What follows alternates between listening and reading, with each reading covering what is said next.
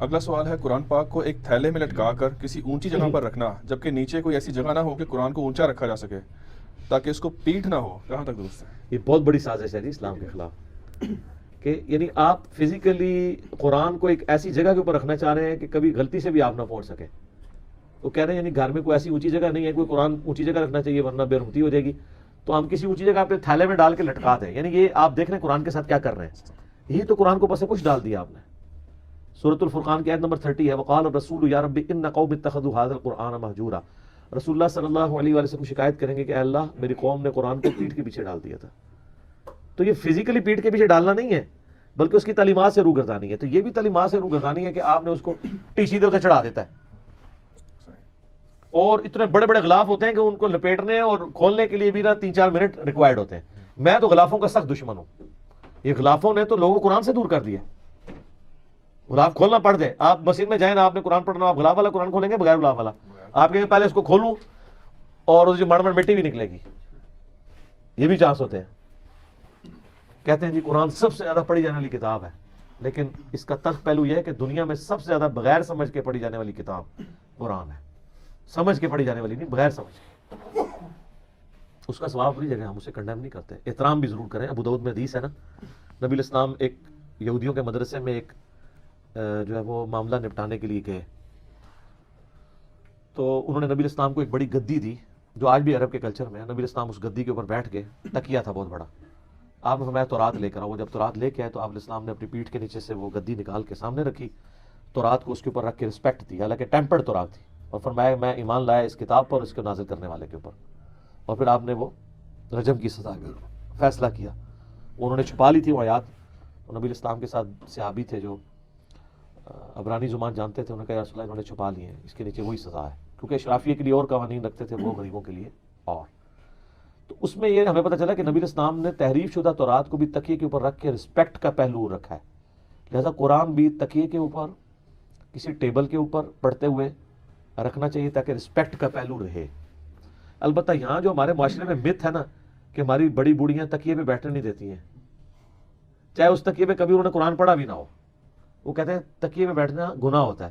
اس کے پیچھے مت یہ ہے کہ چونکہ تکیے پہ رکھ کے بوڑھی عورتیں قرآن پڑھتی تھیں اونچی رکھنے کے لیے، تو اب وہ دنیا کا ہر تکیہ جو ہے نا وہ قرآن کے ساتھ اٹیچ ہو چکا ہے. تو ان کو میں پھر یہ پھکی دیتا ہوں کہ یہاں تو نبی علیہ السلام تکیے پہ بیٹھے تھے اور آپ نے اپنی پیٹھ کے نیچے نکال کے تورات کو رکھا، رسپیکٹ بھی دی. تو آپ کی ڈاکٹرنگ میں تو غلط ہے. جو پیٹھ کے نیچے آیا ہوا تکیہ اس کے اوپر قرآن رکھنا، آپ تو غلط ہی کہتے ہیں. یہ وہ احترام نہیں ہے جن کے اوپر آپ نے زیادہ اپنے آپ کے اوپر حیضہ کرنا ہے. احترام یہ ہے کہ اس کی تعلیمات پر عمل کریں. سورہ صاد میں ہم نے قرآن اس لیے نازل کیا تاکہ اہل ایمان اس میں تدبر کریں، اہل عقل اس سے نصیحت حاصل کریں. وَلَقَدْ يَسَّرْنَا الْقُرْآنَ لِلذِّكْرِ فَهَلْ مِن مُدَّكِرٍ. ہم نے قرآن کو نصیحت کے لیے آسان کر دیا تو ہے کوئی اس سے نصیحت حاصل کرنے والا. ہم نے اس کو رسپیکٹ کے پہلو میں اس درجے تک لے گئے ہیں.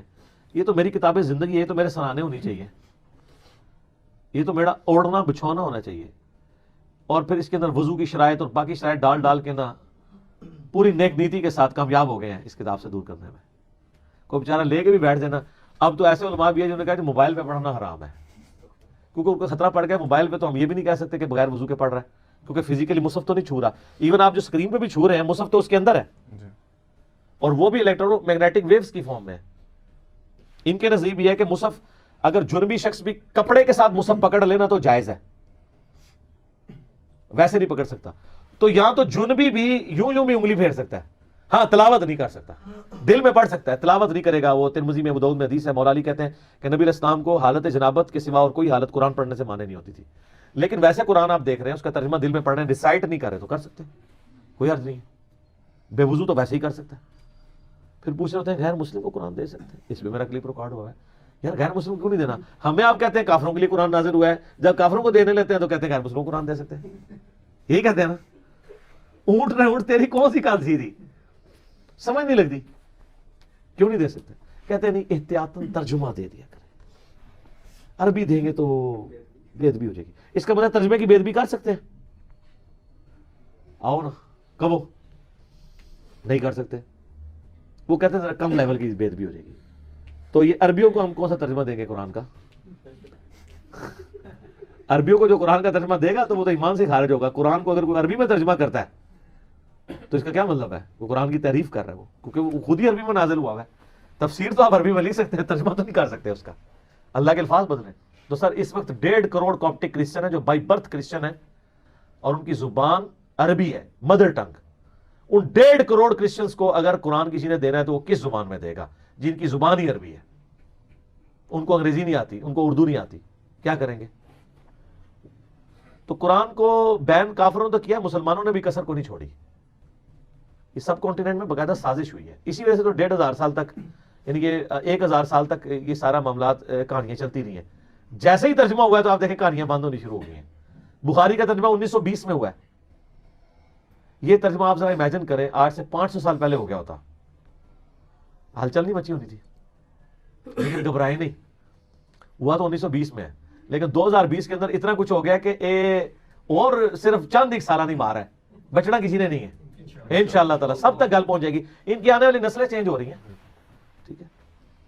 اگلے دن ہمارے ایک جاننے والے ہیں تو ان کو ایک ڈاکٹر صاحب ملے تو مجھے بتانے لگے کہ ڈاکٹر صاحب جو ہے نا وہ بڑے کٹر قسم کے، اسٹرانچ قسم کے بریلوی، اور ان کے بچے جو ہیں وہ میڈیکل کی تعلیم حاصل کر رہے ہیں. تو کہتے ہیں وہ مجھے تعارف کراتے ہوئے کہتے ہیں کہ جی اے میرے بچے نے تھے، ان کو پتا تھا کہ یہ بھی انجینئر صاحب کو سنتا ہے. کہتے ہیں یہ دیکھو منڈے انجینئر مگر لگ گیا تھا.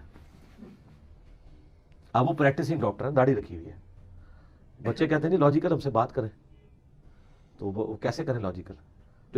جو عقائد اور نظریات کی لاجیکلی پروف ہی نہیں کر سک رہے، جو ان کو ہانٹ کر رہے ہیں، وہ لوگوں کیسے پیش کریں؟ اس پلیٹ فارم کے سوا کبھی کہیں آپ نے یہ بات سنی ہے کہ یار ساروں کو سنا کرو پھر دیکھا کرو کون صحیح بات کر رہا ہے؟ تو میں کیوں کہتا ہوں؟ اس لیے کہ مجھے پتا ہے کہ میں جو کچھ کہہ رہا ہوں میں نے تو اپنی آنکھوں سے پڑھا ہوا ہے، اور باقی تو کرا رہے ہیں کہانیاں.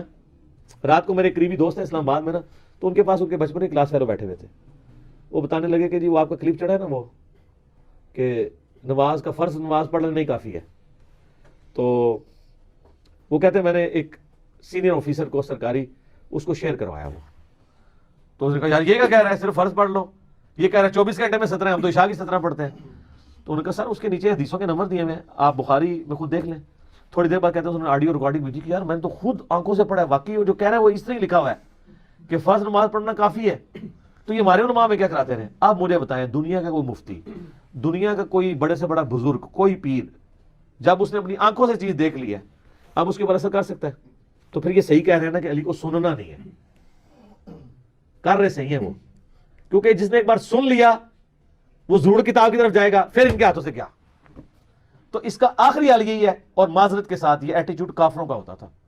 وقال الذين كفروا لا تسمعوا لهذا القرآن وقال الذين كفروا لا تسمعوا لهذا القرآن والغوا فيه لعلكم تغلبون. کافر کہتے ہیں جب قرآن پڑھا جا رہا ہو نا مت سنا کرو، شور مچا دیا کرو، یہی سلسلہ ہے کہ تم غالب آ سکتے ہو. تو شور مچایا ہے نا سب نے. کوئی فرقہ ہے جس نے اپنا لچنا تلا ہو یہ کہہ کے کہ جی وہ فارغ ہو گیا، تو کہتے ہیں جی سارے علماء کا اتفاق ہو گیا. سر سارے علماء کا میرے پہ اتفاق نہیں ہے، آپ کے ہر فرقے پہ سارے علماء کا اتفاق ہے سوائے اپنے فرقے کے. کیا دیوبندی سارے علماء کا اتفاق نہیں کہ بریلوی گمراہ ہے؟ اور بریلوی سارے علماء کا اتفاق نہیں ہے کہ دیوبندی گمراہ ہے؟ اور ان دونوں کا اہل حدیث کے بارے میں نہیں ہے، سنی کے شیعہ کے بارے میں، شیعہ کا سنی کے بارے میں نہیں ہے. تو سارے ایک دوسرے کو گمراہ سمجھ رہے ہیں. وہ ساروں کا کمبائنڈ نالج اب ہم یہاں سے بیان کرتے ہیں کہ بالکل آپ ٹھیک کہہ رہے ہیں، اس معاملے میں یہ گمراہ ہے، اس معاملے میں یہ گمراہ ہے. کہتے نہیں پھر ٹھیک کون ہے؟ ٹھیک سر وہی ہے جو پہلے سے ٹھیک تھا، اللہ، اس کا پیغمبر، ان کی تعلیمات، انہیں بھی چیزوں کو چیک کیا جائے گا. کہتے ہیں 1400 سال میں کوئی بندہ نہیں آیا. سر بے شمار آئے، یہ آئے ہوئے دیکھیں نا سامنے، ان کو رکھا ہوا ہے نا، ان کے مرنے کے 1200 سال بعد بھی ان کو سامنے رکھا ہوا ہے ہم نے احتراماً. آئے ہیں نا. یہاں کسی صوفی کی لکھی ہوئی تو بخاری شریف، مسلم شریف، ابو داؤد تو نہیں پڑھی ہوئی نا، انہیں کی پڑھی ہے جنہوں نے اسلام کو کنٹریبیوٹ کیا. یہ وہ بزرگ ہیں جو مر کے بھی نہیں مرے، اور تھوڑے جیندے جی بزرگ مر کے نے ساری ویڈیو میں. ٹھیک ہے نا. انہوں کو آخری عرب ہے کہ وہ رو رو کے کہہ رہے ہیں، رو رو کے کہانیاں سنا رہے ہیں کدھر تھوڑا دل پسیج ہے. 2 جمع 2 4 نہیں 5 ہوتے ہیں. ٹھیک ہے کہ کوئی شاید ہمارے آنسو پہنچ کے کہہ دے کہ ٹھیک ہے آج کے بعد 5 ہی ہوتے ہیں. انج کدے نہیں 5 ہونے. 2 جمع 2 4 ہی رہنا ہے. قرآن بخاری مسلم حق ہی رہنا ہے، پاویں جو مرضی کر لو انشاءاللہ تعالی. ان کتابوں کا مقابلہ نہیں آپ کر سکتے. میرا مقابلہ تو نہیں، ان کتابوں کا مقابلہ آپ کو کرنا ہے. میں ہم تو بیچ میں سے نکلے ہوئے، دیکھ لیں کیمرے اور اپنے درمیان میں نے کتابیں رکھی ہیں، میں تو بیچ میں سے نکل گیا ہوں. میں کتابوں کو پش کر کے نہیں بیٹھا ہوا، اپنے سامنے رکھا ہے. جہاں تسی اٹیک کرو گے اے جناب میرے کو شیلڈ ہے سامنے، ایک خود تمہیں جواب دے گی. میرے تک تسی پہنچ ہی نہیں سکتے. میرے تک ایک سو سے پہنچ سکتے ہیں کہ آپ ان کتابوں کو مان کے آگے ہمارے ساتھ بیٹھ جائیں. بالکل ٹھیک ہے، صحیح کہہ رہے ہیں جی صاحب، این جی لکھے، اور کوئی طریقہ نہیں. ٹھیک ہو گیا.